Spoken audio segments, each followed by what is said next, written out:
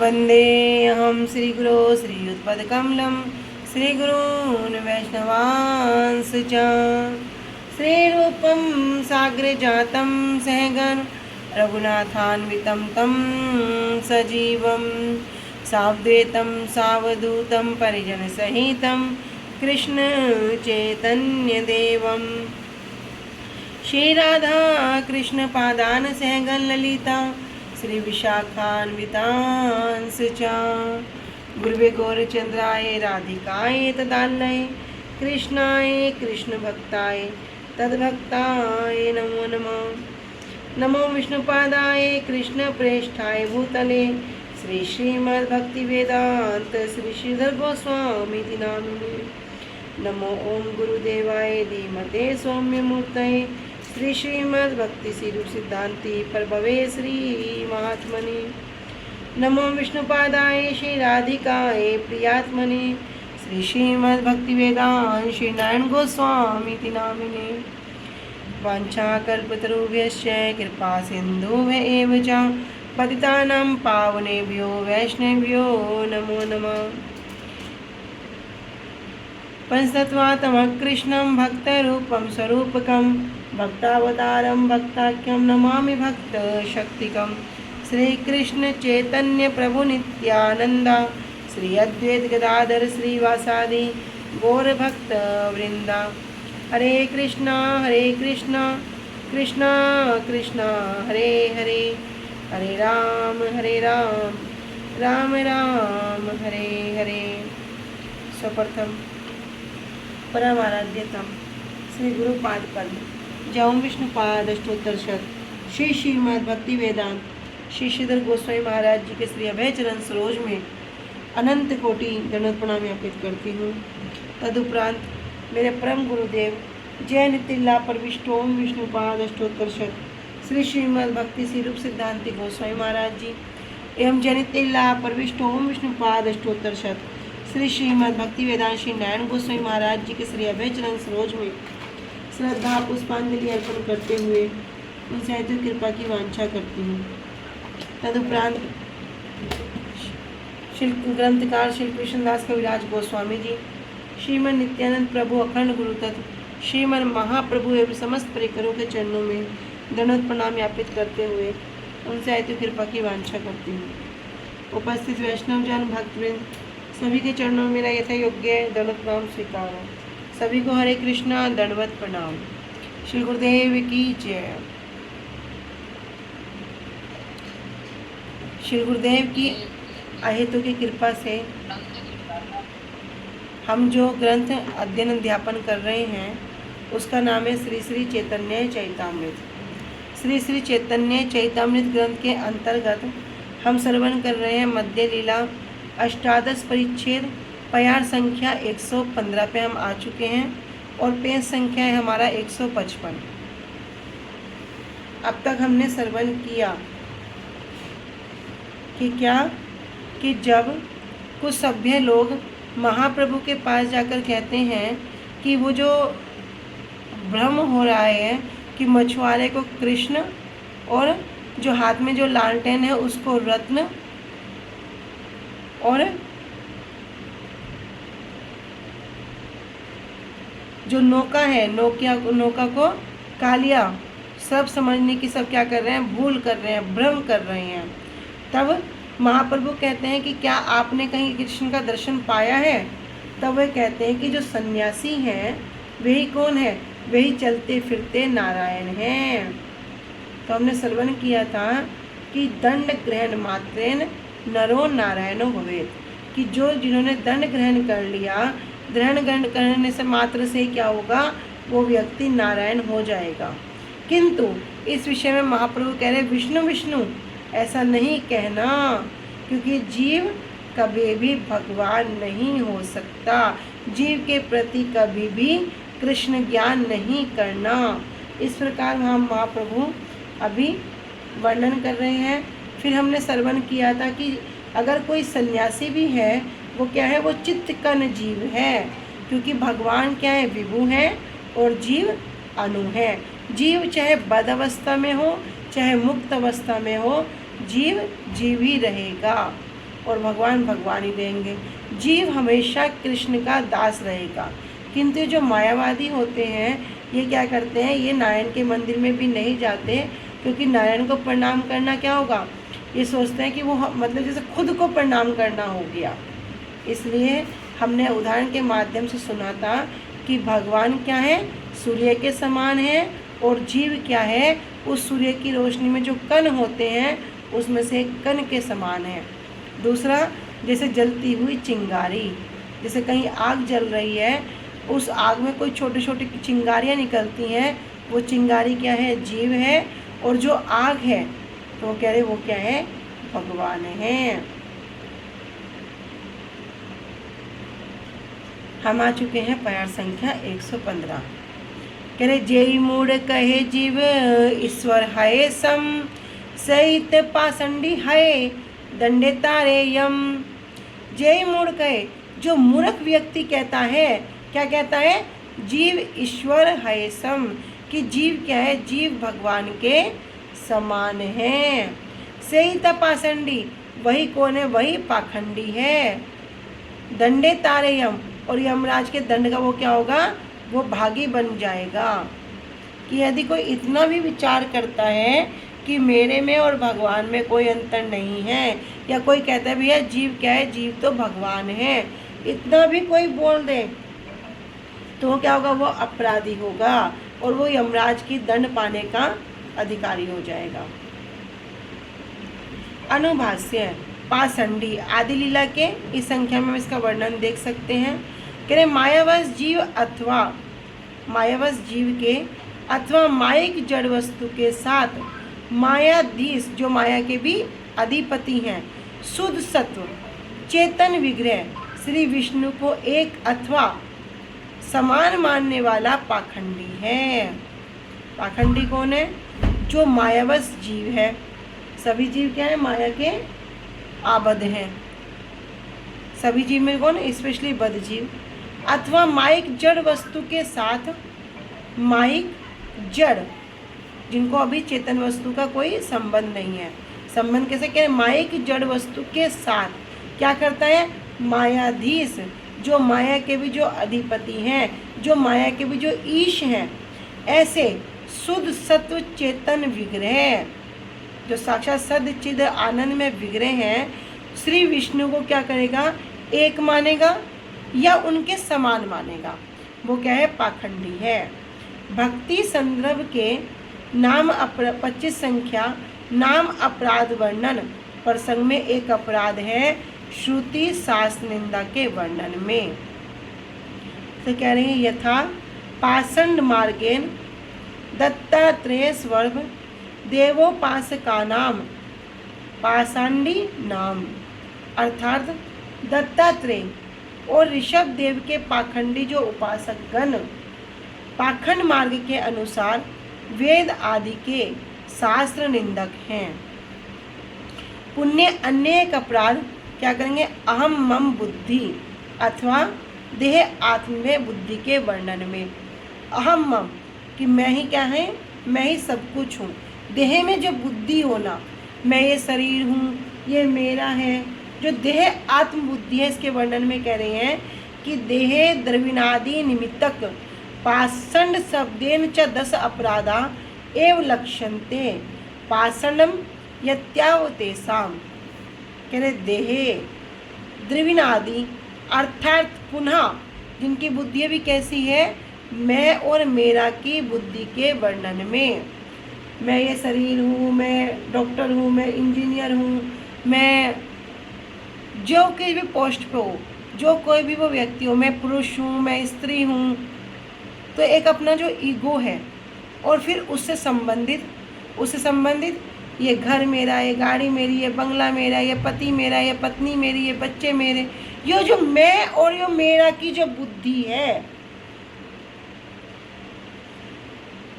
इसके वर्णन में भी क्या है, ये भी अपराध।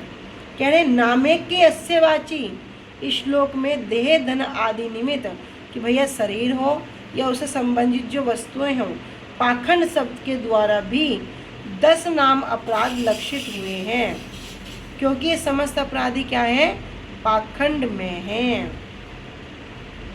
उद्दिश्य देवता एव जुहोति च ददाति च सा पाषंड इति विज्ञः स्वतंत्रो वापि कर्मेषु इति पाषंडितत्वश्च वैष्णव मार्गदर्शकत्वम् इति कृतः। कि जो व्यक्ति दूसरे देवताओं के उद्देश्य से ही दान और होम आदि करता है उसको पाखंडी अथवा क्रम विषय में स्वच्छ आचारी समझना चाहिए। इसलिए पाखंड वैष्णव मार्ग से भ्रष्ट होना है। क्या कह रहे हैं कि जो व्यक्ति दूसरे देवताओं के उद्देश्य से, जैसे कि कृष्ण को छोड़कर अन्य किसी भी देवी देवताओं के उद्देश्य से क्या करता है, दान करता है, हवन आदि कार्य करता है, उनको क्या कहा गया, पाखंडी। कृष्ण को मूल नहीं मान के अपनी अपनी वांछाओं की, इच्छाओं की पूर्ति करने के लिए ये कार्य करेंगे तो धन की प्राप्ति होगी, ऐसा करने से दुकान हो जाएगी, ऐसा करने से पुत्र हो जाएगा। लेकिन उसमें भी क्या करा, कृष्ण को मूल ना मान के अन्य देवी देवताओं को मूल मान के जो होम किया, जो दान आदि किया, सब कुछ क्या है, पाखंड है। अथवा क्रम विषय में स्वच्छ आचारी समझना चाहिए कि वो क्या कर रहा है, वो अपने मन के अकॉर्डिंग जो उसको चाहिए वो कर रहा है। इसलिए पाखंड वैष्णव मार्ग से भ्रष्ट होना है। तो ये अगर कोई इस प्रकार करेगा तो वास्तव में वो वैष्णव मार्ग में नहीं चलेगा, भ्रष्ट हो जाएगा। पुनः 179 संख्या में विष्णु धर्म ग्रंथ में विष्णु भक्त उपरिचर वसु के द्वारा पाखंडी असुरों के उद्धार करने के वृत्तांत का उल्लेख करते हुए कहा गया है कि दैत्य गुरु शुक्राचार्य के आदेश से दैत्य उपरिचर वसु को पाखंड मार्ग का उपदेश करने लगे। तो ऐसा नहीं है कि पाखंड मार्ग का उपदेश नहीं हुआ, कह रहे उपदेश हुआ। किसने करा, कह रहे दैत्य गुरु शुक्राचार्य जी के आदेश से जो दैत्य उपरिचर वसु हैं इनको क्या करने लगे, पाखंड मार्ग का उपदेश करने लगे। परंतु ऐसा करने पर भी दैत्यगण क्या हो गए, उनकी कृपा से भगवत भक्त बन गए। पुनः हरि नाम में अर्थवाद और वैष्णव अपराध के वर्णन में।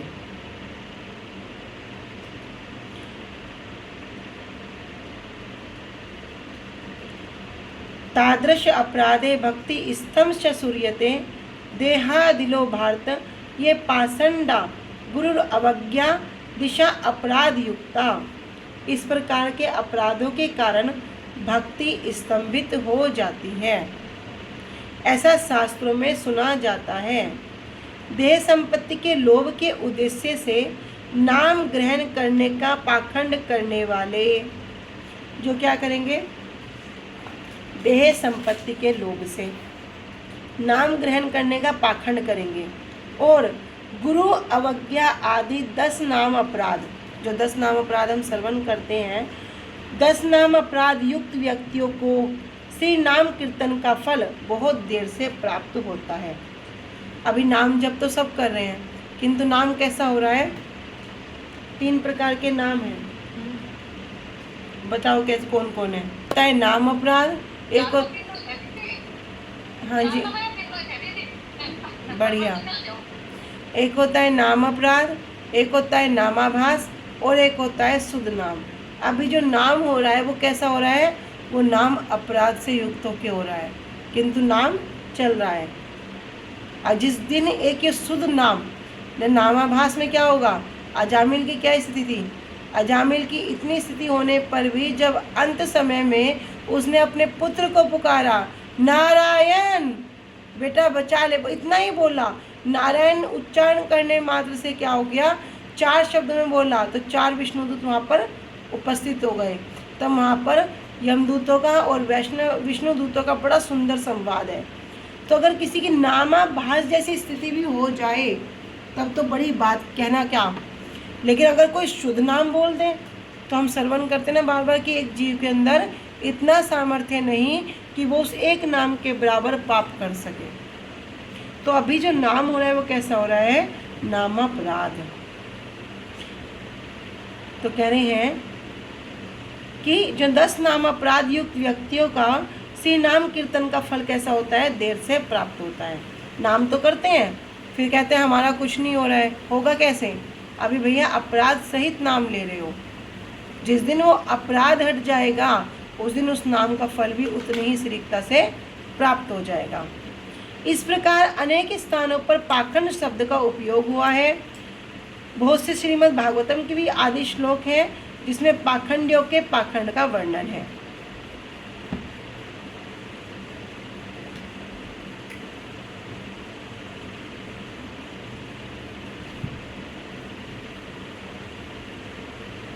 आगे कह रहे हैं हरि भक्ति विलास से, यस्तु नारायणं देवं ब्रह्मा रुद्र आदि देवते समत्वेनेव विक्षेत सा पाषंडी भवेत् ध्रुवम्।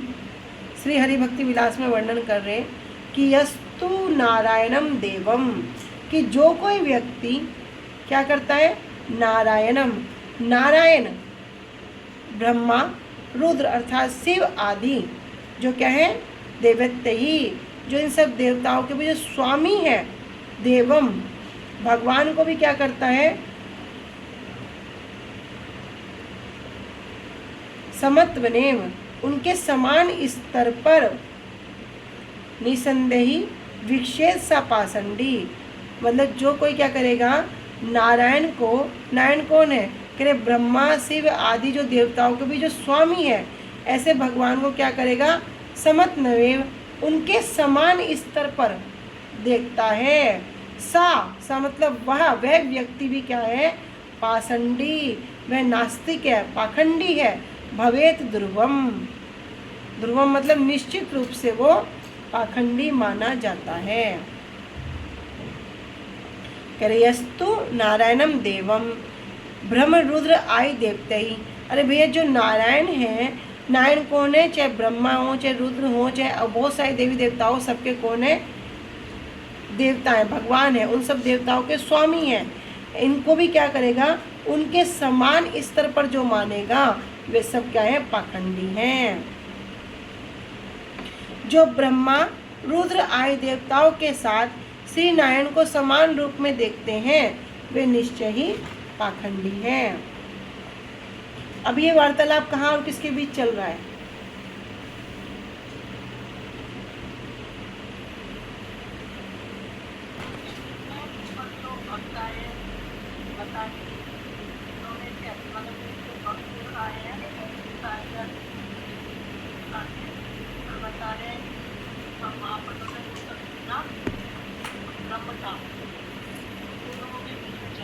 ठीक है, बहुत सुंदर। ये जो वर्तान चल रहा है महाप्रभु और जो सभ्य व्यक्ति महाप्रभु के पास आए हैं उनके बीच में चल रहा है। का भावानुवाद कर रहे हैं कि जो निंदा के अर्थ में भाग्यहीन लोग ब्रह्मा रुद्र के जो उपास्य और उनके अधीश्वर भगवान विष्णु को, जो ब्रह्मा जी, जो रुद्र के, शिव जी के जो उपास्य हैं, उनके भी जो जिनके ब्रह्मा जी शिव जी भी उपासना करते हैं, और उनके जो अधीश्वर भगवान विष्णु को क्या मानते हैं, जीव रूप, चतुर्मुख, पंचमुख आदि नारायण दास देवताओं के साथ समान, अर्थात नित्य प्रभु के साथ उनके नित्य दास देवों को समान देखता है। ना भगवान के नाम को क्या करना, शिव जी और देवी देवताओं के नाम के समान भगवान के नाम को समझना, ये भी एक अपराध है। तो कह रहे हैं कि जो समान देखता है वह निश्चित ही पाखंडी होता है। चतुर्मुख कौन, ब्रह्मा जी, पंचमुख कौन, शिव जी आदि अर्थात अनेक अनेक जो देवी देवताएं हैं।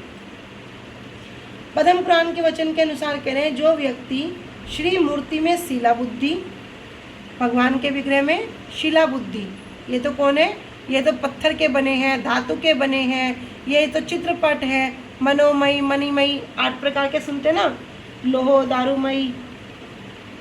तो उस प्रकार से कह रहा है जो व्यक्ति क्या करेगा, श्री मूर्ति में शिला बुद्धि करेगा, वैष्णव और गुरुदेव में मरणशील मानव बुद्धि करेगा कि भैया जो वैष्णव जन है ये गुरुदेव कैसे हैं, ये तो हम जैसे ही हैं, ये तो मर्द बुद्धि कर रहा है, संसारिक बुद्धि कर रहा है, ये भी तो खाते हैं पीते हैं सोते हैं बीमार पड़ते हैं, तो ये इनमें कौन सा अंतर हो गया। तो वैष्णव और गुरुदेव में क्या करेगा, मृत्य बुद्धि करेगा, मरणशील मानव बुद्धि करेगा। फिर वैष्णवों में जाति बुद्धि, ये तो ऊंचे कुल का है, ये नीचे कुल का है, हम इसके हाथ का नहीं खाएंगे, और ये पता ये क्या पहले करता था। तो जो कुछ भी ये वैष्णवों के प्रति अगर कोई जाति बुद्धि करेगा, और विष्णु और वैष्णवों के चरण धोत जल में जल बुद्धि करेगा। लो और सुनो, कह रहे जो विष्णु जो भगवान है और जो वैष्णव अर्थात जो वैष्णवों का जो चरणामृत है उसमें क्या करेगा, चरणामृत में जल बुद्धि। तथा सर्व पाप नाशक विष्णु नाम, सभी पापों को नाश करने वाला जो भगवान का नाम है, जो हरे कृष्ण महामंत्र है। एक बार सब जोर से बोलो, हरे कृष्ण कृष्ण कृष्ण हरे हरे, हरे राम राम राम हरे हरे। सब बोलो एक बार जोर से, मैं सुन रही हूँ। हरे हरे हरे कृष्णा कृष्णा हरे हरे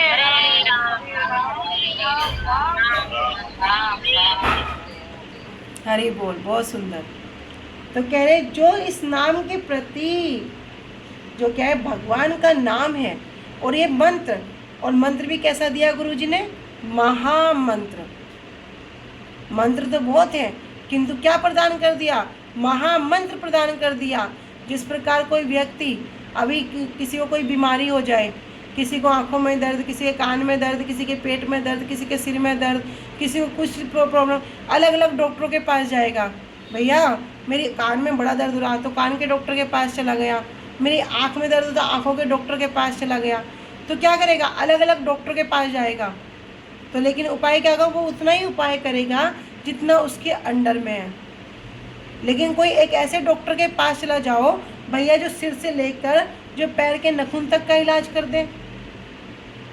अगर वो सिर्फ नाभि पकड़ने से, ये हाथ की नस पकड़ने से बता दे कि तुम्हें ये प्रॉब्लम है, तो क्या होगा, वो उसका भी इलाज कर देगा। ठीक है, मैं इसकी दवाई भी दे दूंगा।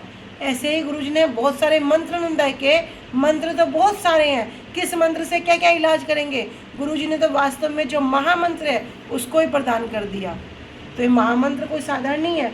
ऐसे महामंत्र में भी कोई क्या करेगा, सामान्य शब्द बुद्धि करेगा कि ये तो साधारण शब्द ही तो है। एक छोटी सी बात को समझते हैं।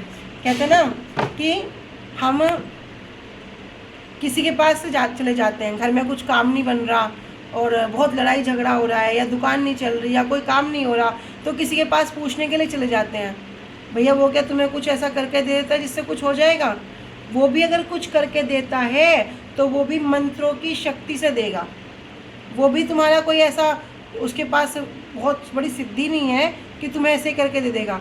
कुछ मंत्रों की शक्ति होती है, जिस मंत्रों की शक्ति से कोई अच्छे कार्य करता है, उन्हीं मंत्रों की शक्ति से कोई बुरे कार्य करता है। जैसे कहते हैं ना आज के टाइम में टोने टोटके, तो वो क्या टोने टोटके क्या हवा में हो जाते हैं, वो भी कुछ मंत्रों की शक्ति से होते हैं, कुछ पावर से होते हैं। लेकिन गुरुदेव ने जो पावर प्रदान कर दी वो तो सबका ही वो मूल है, सार है। अगर ऐसे महामंत्र का किसी ने आश्रय ग्रहण कर लिया तो उसको किसी और वस्तु की आवश्यकता नहीं रहेगी। तो जो मंत्र है, इस मंत्र में क्या करते हैं, सामान्य शब्द बुद्धि। कोई नए से नया व्यक्ति भी है, अगर वो ठीक ठीक रूप में एक माला भी जाप कर लेगा, 2 माला भी जाप कर लेगा, तो क्या उसकी सुकृति नहीं बनेगी? 100% उसकी सुकृति बनेगी ही बनेगी। भगवान का नाम कैसा है, कोई जान के लो या अनजाने में लो, कल्याण करेगा ही करेगा। अभी गुरुजी कल कथा में सुना रहे थे ना कि कार्तिक मास में क्या किया, एक चूहे ने घी खाने के लोभ से वो उसमें मुंह लगा दिया, तो वो जो दिए की बत्ती थी बहुत हल्की हल्की बुझने ही वाली थी, वो उसके एकदम मुंह लगाने से क्या हो गया, बत्ती जल उठी, तो वो जो उसके मूछ में आग लग गई। चूहा क्या करने लगा, नाचने लगा, कूदने लगा अपने उस तड़प में। भगवान क्या कह रहे, बताओ कितना अच्छा है, इसने क्या किया, मेरा जो दीपक बुझने वाला था उसे क्या किया, अपने उससे मुंह से क्या किया, उसको जला दिया। और क्या कर रहा है, मेरे मंदिर में आकर नृत्य कर रहा है, कूद रहा है, नाच रहा है। तो क्या किया, भगवान ने उस पर कृपा कर दी। तो भगवान का नाम तो कैसा है, अगर कोई नाम का सहारा ले ले तब वो कल्याण ही कल्याण करेगा।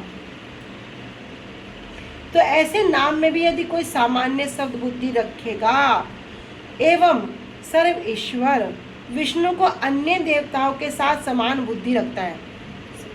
ये बात हम सब श्रवण करते हैं, अरे सब भगवान एक हैं, सब एक हैं, शिव जी भी एक हैं, गणेश भी एक हैं, सूर्य भी एक हैं, कृष्ण भी एक है, सब एक हैं। हम तो सबको मानते हैं, हम किसी में भेद बुद्धि नहीं रखते। ऐसे बहुत व्यक्ति सबको मिल जाएंगे, सबको, हम तो सबको मानते हैं। हम तो बड़ा मन मन में जाप करते हैं। ये जो गौड़िया भक्त है ना, ये जो गौड़िया वाले आ गए, ये क्या करते हैं, बस कृष्ण कृष्ण करते हैं। लेकिन गुरुजी महाराज ऐसा नहीं कह रहे, गुरुजी बता रहे सम्मान सबका करो किंतु इष्ट एक ही होते हैं। उदाहरण के तौर पर समझाते हैं ना कि जिस प्रकार एक लड़की की जब शादी होती है और वो अपने पति के घर जाती है, तब क्या होते हैं, वहाँ पर उनके पति भी होते हैं, देवर भी होते हैं, ससुर भी होते हैं, जेठ भी होते हैं। तो क्या करती है, जिस प्रकार वो अपने पति की सेवा करती है, इस प्रकार के वो सबकी सेवा करेगी, सम्मान सबका करेगी। लेकिन जिस प्रकार अपने पति के लिए समर्पित होगी, किसी के लिए नहीं हो सकती। उसी प्रकार कहते हैं भैया, जो कृष्ण है वही क्या है, जगत पिता, परमेश्वर, सबके पति, एकमात्र स्वामी वही है। लेकिन जो अन्य सभी देवी देवता हैं, सम्मान सबका करो लेकिन इष्ट एक ही हो। कह रहे जो विष्णु को अन्य देवताओं के साथ समान बुद्धि रखता है वह नारकीय है, अर्थात वो नरक में यातना सहन करेगा ही करेगा, उसे नरक में जाना ही पड़ेगा। क्योंकि क्या कर रहा है, अपराध कर रहा है। एक बार के लिए पाप का तो प्रायश्चित हो सकता है, किंतु अपराध का प्रायश्चित होना बड़ा कठिन है। गोपाल चापाल की कथा हम श्रवण की है, कैसे गोपाल चापाल की कथा में श्रवण किया कि कैसा कुष्ठ रोग हो गया, बड़े दुखी हो गए, श्रीनिवासाचार्य जी के प्रति थोड़ा सा बोल दिया, क्योंकि प्रसिद्धि हो रही थी ना। जब भक्त की प्रसिद्धि होती है तो बहुत सारे लोगों को हजम नहीं होती। यद्यपि भक्त अपनी प्रसिद्धि नहीं चाहता है, किसी प्रकार से भक्त नहीं चाहता कि मेरी कहीं भी प्रसिद्धि हो, लेकिन भगवान क्या करते हैं, भगवान तो उसकी प्रसिद्धि करते हैं, भगवान उसमें कोई कमी नहीं आने देते। अब क्या किया, श्रीनिवासाचार्य जी के प्रति गोपाल चापाल ने क्या किया, निंदा कर दी, दिखा दिया ये ढोंगी है, पापी है, ऐसे करता है, देवी पूजा करता है। श्रीनिवासाचार्य भी बड़े खुश हुए, हंसने लगे, बड़े खुश हुए। किंतु महाप्रभु ने क्या किया, नहीं क्षमा किया। महाप्रभु के पास जाते हैं, मैं तुम्हारा ये लगता हूँ, मेरे पे कृपा कर दो, ये कर दो। कह रहे मैं क्यों करूँ भैया, जिसके चरणों में अपराध हो जाके उससे बात करो। श्रीनिवासाचार्य के पास आते हैं, उन्हें पता भी नहीं कि इस प्रकार की स्थिति हो गई। कह रहे मेरा आपके चरणों में अपराध हो गया। बोलते हैं क्या अपराध हो गया, तब वो कहते हैं कि मेरे हृदय में आपके प्रति कोई भी द्वेष नहीं है, और अगर मेरे हुआ है तो मैं आपको क्षमा करता हूँ। क्या हुआ, उनका ठीक हो गया। तो ये अपराध बहुत बड़ी, कहना हम भक्तों के लिए तो बड़ा विशेष रूप से अपराध से बचना चाहिए, विशेष रूप से। यदि वास्तव में किसी को अपने भजन मार्ग में अग्रसर होना है, यदि वास्तव में किसी को पता चल गया संसार दावानल है, यदि वास्तव में वो 3 ताप 4 कलेशों से परेशान है, यदि वास्तव में पता लग रहा है कि हम किसी कारागार में आके फंस गए हैं, तो अपने जो वास्तव में क्या करो भैया, अपने भजन में अग्रसर होने के लिए इन अपराधों से पीछे हट जाओ, इन्हें छोड़ दो। कितना कितना श्रवण करते हैं, कितना कितना अपराधों के विषय में। कोई बोले नहीं वैष्णव उस जाति का है, कान में उंगली दो, निकल जाओ वहाँ से। बोले भैया तुम्हारी इतनी हिम्मत, तुम वैष्णव में जाति अपराध कर रहे हो, कहाँ तुमने पढ़ लिया, कहाँ तुमने सीख लिया, किसके मुखारविंद से सुन लिया, एक बार बताओ तो, नहीं तो उसकी जीवा का खंडन कर दो।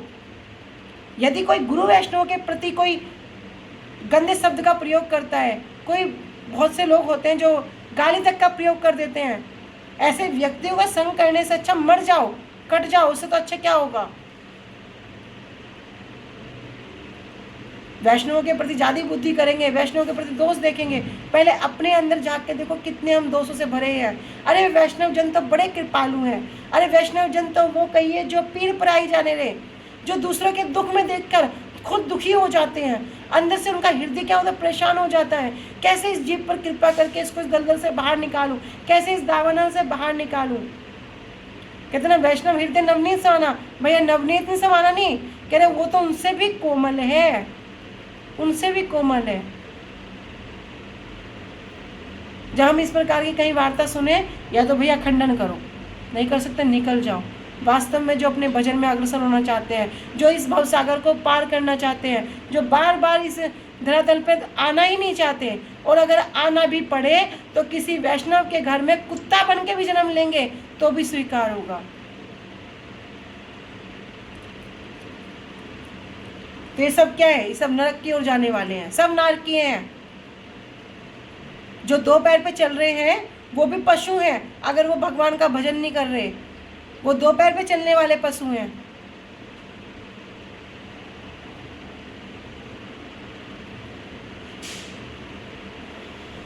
आगे कह रहे हैं, लोग कहे तो माते कभू नाहे जीवमती, कृष्ण सदृश तुम्हार आकृति प्रकृति।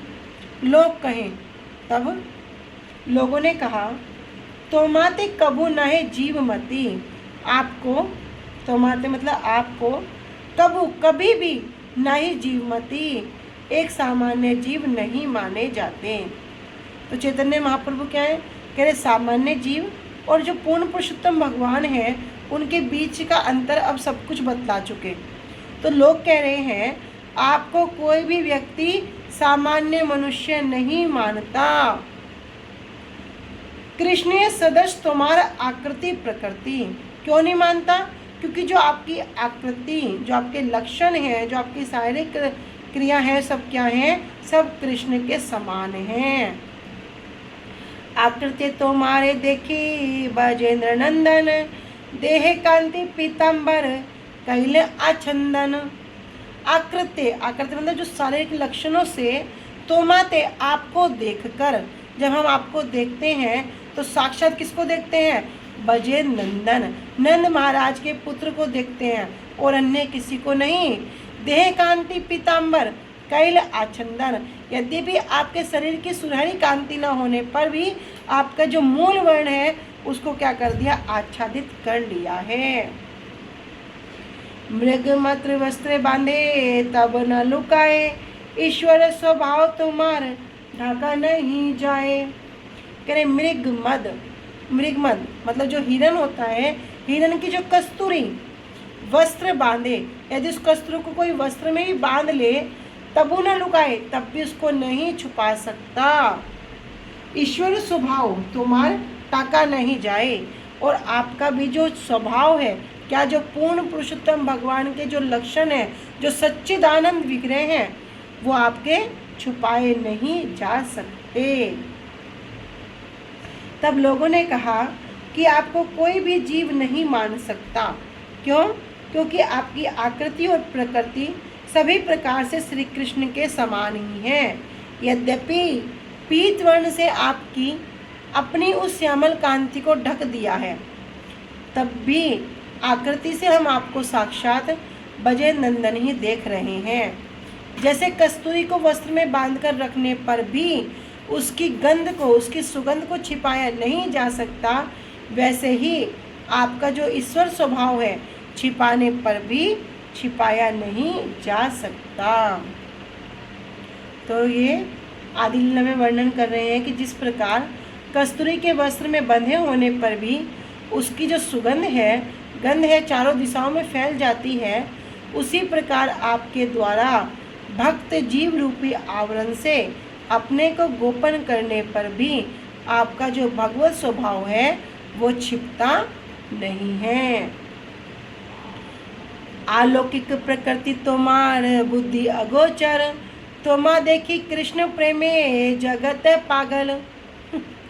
सारा जगत कैसा हो गया, पागल हो रहा है। क्यों हो रहा है, कह रहे अलौकिक प्रकृति तोमार, आपकी जो प्रकृति है वो कैसी है, अलौकिक है।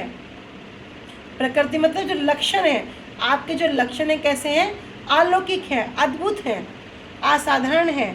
तोमार बुद्धि अगोचर, हमारी जो बुद्धि से क्या है वो परे हैं, हमारी बुद्धि से वे परे हैं, नहीं समझते। तो माँ देखी कृष्ण प्रेम है, और आपको देखकर ये सारा का सारा जगत पागल हो रहा है। क्यों हो रहा है, आपके दर्शन करने मात्र से जो कृष्ण प्रेम है, उस कृष्ण प्रेम में सारा जगत पागल हो रहा है।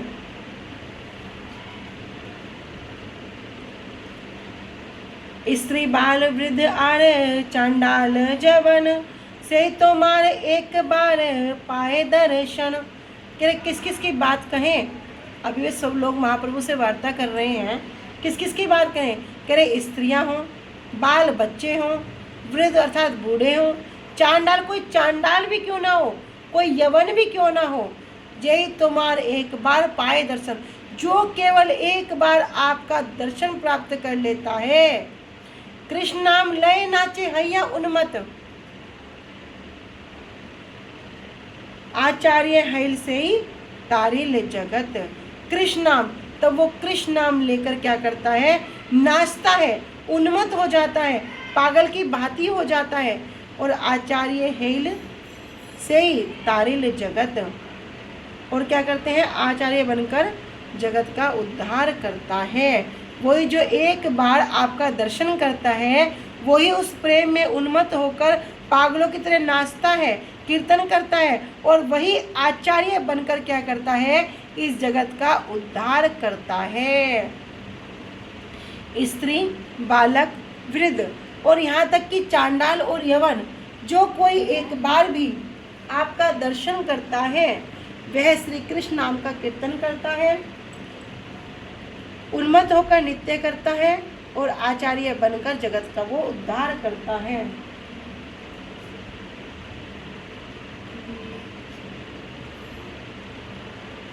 दर्शनेर कार्य अछुक, जे तोमार नाम सुने, से ही कृष्ण प्रेम मत तारे त्रिभुवने। दर्शनेर कार्य अछुक, अरे आपके दर्शन की बात तो छोड़ दो। अभी वे सब लोग महाप्रभु से कह रहे हैं कि दर्शने कार्य अछुक, दर्शनों की बात भी छोड़ दो। जे तोमार नाम सुने, जो कोई एक बार आपका नाम भी सुन लेता है, से ही कृष्ण प्रेम मत तारे त्रिभुवने, वो व्यक्ति कृष्ण प्रेम में इतना पागल बन जाता है, ऐसा पागल हो जाता है कि वो एक व्यक्ति भी त्रिभुवन, तीनों लोगों को उद्धार करने में सक्षम हो जाता है। तारे त्रिभुवन, तीन त्रिभुवनों को जो तार सकता है।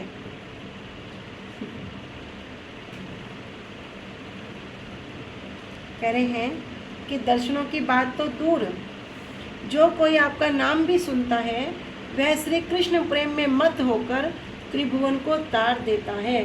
आपका नाम को सुनकर, तुम्हारे नाम सुनी है स्वपच पावन, अलौकिक शक्ति तुम्हारे ना जाए कथन। स्वपच, स्वपच मतलब चांडाल, जो कुत्ते का मांस खाने वाले होते हैं। कहे तुम्हारा नाम सुनी, आपका नाम सुनकर तो है स्वपच पावन, वो स्वपच भी क्या होता है, पावन हो जाता है, चांडाल भी पावन हो जाता है।